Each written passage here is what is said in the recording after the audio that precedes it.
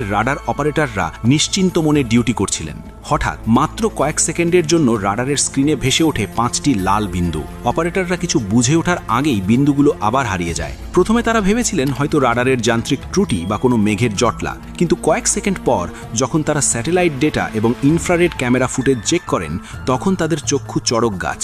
ফুটেজে দেখা যায় 5টি বিশাল আকৃতির ফাইটার জেট অত্যন্ত নিচু দিয়ে, অর্থাৎ লো অল্টিটিউড ফ্লাইং করে আমেরিকার উত্তর সীমান্তের সামরিক ঘাঁটির একেবারে কাছে চলে এসেছিল। অদ্ভুত ব্যাপার হলো, জেটগুলো যখন ঘাঁটির ওপর দিয়ে উড়ছিল তখন আমেরিকার অত্যাধুনিক এয়ার ডিফেন্স সিস্টেম বা স্যাম ব্যাটারিগুলো কোনো সিগন্যালই দেয়নি, যেন আকাশ ছিল একদম ফাঁকা। কিন্তু চমকের তখনও বাকি ছিল।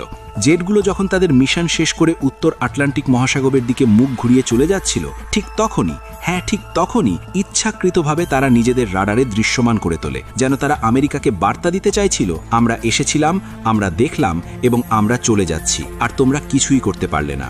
মার্কিন সামরিক বিশ্লেষকরা যখন এই ঘটনার ডেটা বিশ্লেষণ করতে বসেন, তখন তাদের কপালে চিন্তার ভাঁজ পড়ে। হাই রেজলিউশন ইমেজে দেখা যায় ফাইটার জেটগুলোর গঠন দেখতে হুবহু চীনের কুখ্যাত J-16D ইলেকট্রনিক ওয়ারফেয়ার জেটের মতো, কিন্তু এর গায়ে চীনের কোনো পতাকা ছিল না, বরং জেটের ফিউজলেস বা মূল বডিতে জলজল করছিল ফার্সি হরফে লেখা একটি বাক্য।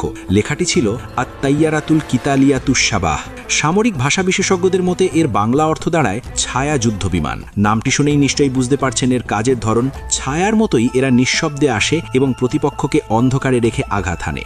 পেন্টাগনের গোয়েন্দারা নিশ্চিত হয়েছেন এই প্রযুক্তি এবং সাহসিকতা একমাত্র একটি দেশেরই হতে পারে, আর সেটি হলো ইরান। কিন্তু প্রশ্ন হলো, ইরান কি একাই এই প্রযুক্তি তৈরি করেছে, নাকি এর পেছনে রয়েছে অন্য কোনো পরাশক্তির হাত? এখানেই চলে আসে ভূ রাজনীতির এক জটিল সমীকরণ।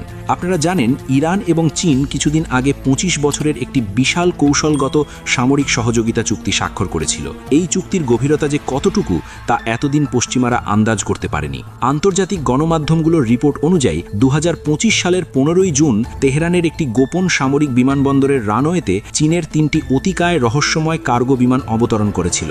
সে সময় বিষয়টি নিয়ে চীন বা ইরান কেউই মুখ খোলেননি। পশ্চিমা গোয়েন্দারা তখন ধারণা করেছিলেন কার্গো বিমানগুলোতে হয়তো সাধারণ সামরিক সরঞ্জাম রয়েছে, কিন্তু আজকের এই ঘটনার পর বিশ্লেষকরা দুয়ে দুয়ে 4 মেলাচ্ছেন।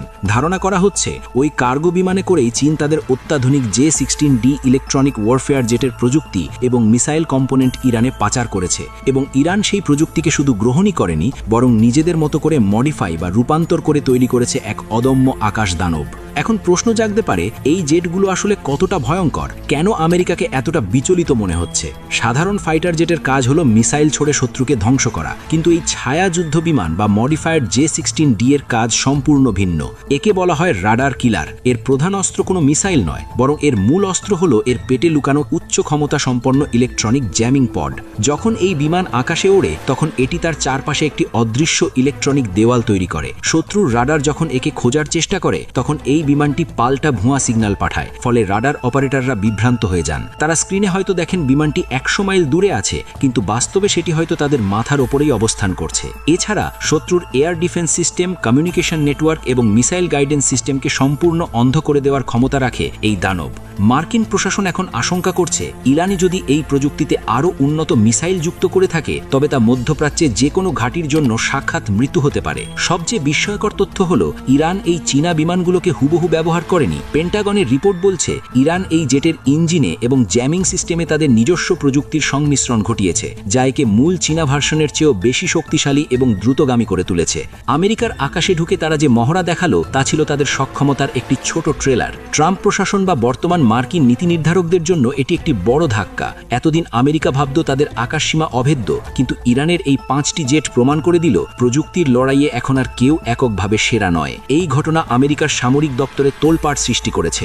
জরুরি ভিত্তিতে ট্রাম্প প্রশাসনের শীর্ষ সামরিক কর্তারা বৈঠকে বসেছেন। তাদের প্রশ্ন একটাই, ইরান যদি আমেরিকার মূল ভূখণ্ডে ঢুকে এভাবে নজরদারি করে যেতে পারে, তবে মধ্যপ্রাচ্যে বা ইউরোপে মার্কিন ঘাঁটিগুলো আসলে কতটা নিরাপদ? বিশ্ব রাজনীতির বিশ্লেষকরা বলছেন, এই ঘটনাটি কোনো সাধারণ আকাশসীমা লঙ্ঘন নয়, এটি ছিল একটি স্পষ্ট বার্তা। ইরান এবং চীন জোটের যে আগামী দিনের যুদ্ধে আমেরিকার জন্য কত বড় মাথা ব্যথার কারণ হতে যাচ্ছে, এটি তারই ইঙ্গিত। যে জেটগুলো রাডারে ধরা দেয় না, যারা মিসাইল সিস্টেমকে অকেজো করে দিতে পারে, তাদের বিরুদ্ধে আমেরিকা কিভাবে লড়বে? আমেরিকার আকাশে এই কয়েক সেকেন্ডের উপস্থিতি হয়তো বিশ্বযুদ্ধের মোড় ঘুরিয়ে দেওয়ার জন্য যথেষ্ট। উত্তর আটলান্টিকের দিকে মিলিয়ে যাওয়া সেই 5টি ছায়াযুদ্ধ বিমান কি আবার ফিরে আসবে, নাকি এটি ছিল বড় কোনো ঝড়ের পূর্বাভাস? দর্শক, আপনাদের কি মনে হয় ইরানের এই প্রযুক্তিগত উত্থান কি আমেরিকার একক আধিপত্যের কফিনের শেষ পেরেক ঠুকে দেবে, নাকি আমেরিকার নতুন কোনো মারণাস্ত্র দিয়ে এর জবাব দেবে? চোখ রাখুন বিশ্ব পরিস্থিতির দিকে, কারণ খেলা এখন আর একপাক্ষিক নয়। মাঠের প্লেয়ার বদলেছে তাদের হাতিয়ার। ইরানের এই ছায়া যুদ্ধ বিমান বা আত্তাইয়ারাতুল কিতালিয়াতুস সাবা হয়তো আগামী দিনের যুদ্ধের সংজ্ঞাটাই বদলে দেবে। পরবর্তী আপডেটের জন্য আমাদের সাথেই থাকুন।